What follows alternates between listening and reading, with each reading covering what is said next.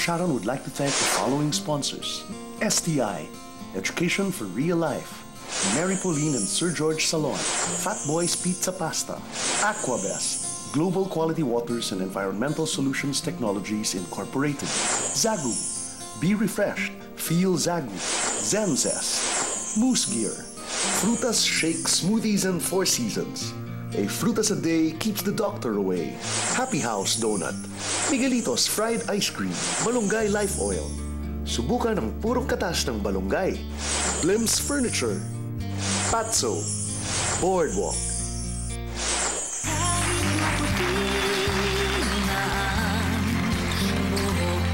Tuloy-tuloy pa rin po ang kwentuhan dito sa Kasama Mo Kapatid. I would like to say, bago po tayo magpatuloy, I would like to say thank you very much to Pin Antonia for my hair maintenance and Beyonce for my hairstyle today, Peachy Mariano for my makeup, and Tips and Toes for my nail care. Thank you very much. Kasama pa rin po natin si Migs. Ngayon po, tawagin naman natin to join us ang kanyang butihing ina, si Marisa Pareñas. Mami Marisa! Hello, Mami. Bagets pa si Mami.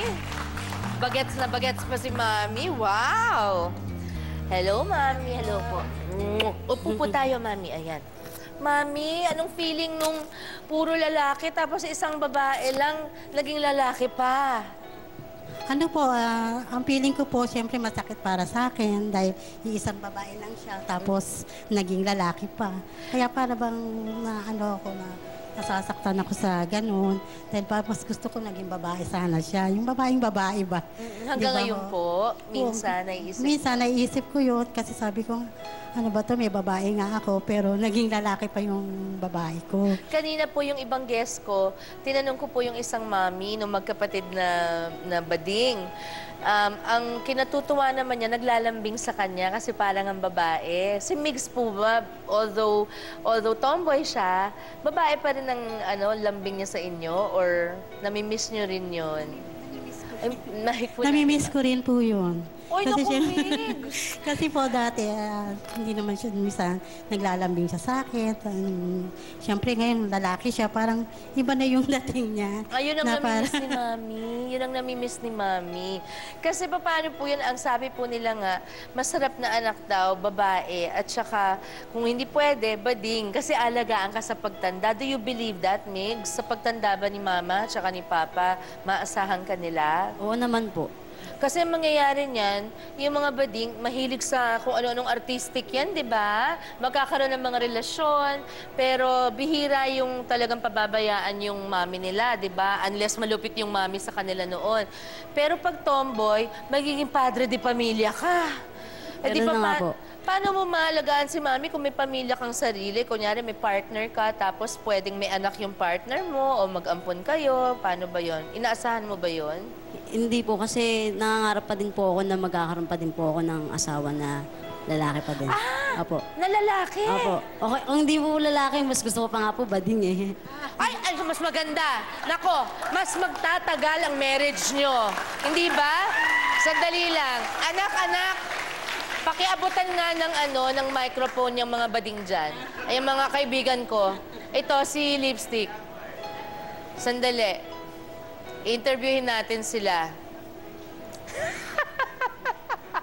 Okay, pakibigay ang pangalan mo kahit alam ko. Ever. Ever. Bakit ever? Forever ka ng ganyan. Okay. Correct. Correct. Ever. Nakakatuwa ba na sinabi niya mas gusto niya sana makahanap siya ng asawang bading kaysa lalaki? Oo, kasi kami hindi rin namin sigurado yung future namin, di ba?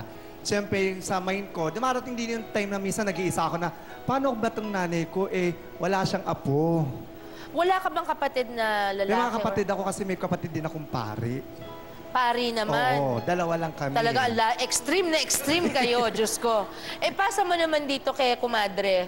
Kumadring, Elvis Presley, hindi ko alam ang look natin. Anong pangalan mo, sweetheart? Tintin po ang tawagin. Ano? Tintin. Tintin. Okay. Masakit ka magsalita, Tin. Tintin. Okay? Well, hindi ako si Fat. Okay.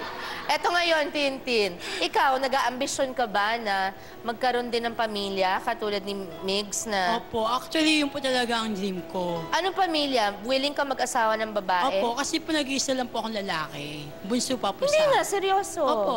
So, willing ka na mag-asawa ng babae Opo. para magkaanak kayo? Kaya mo? Yun nga po pag-pray ko eh. Pinagpe-pray mo kaya? Pinagpe-pray mo na pag may kasiping ka ng babaeng asawa, Mas magkaanak na na hindi ka maduwal. Okay.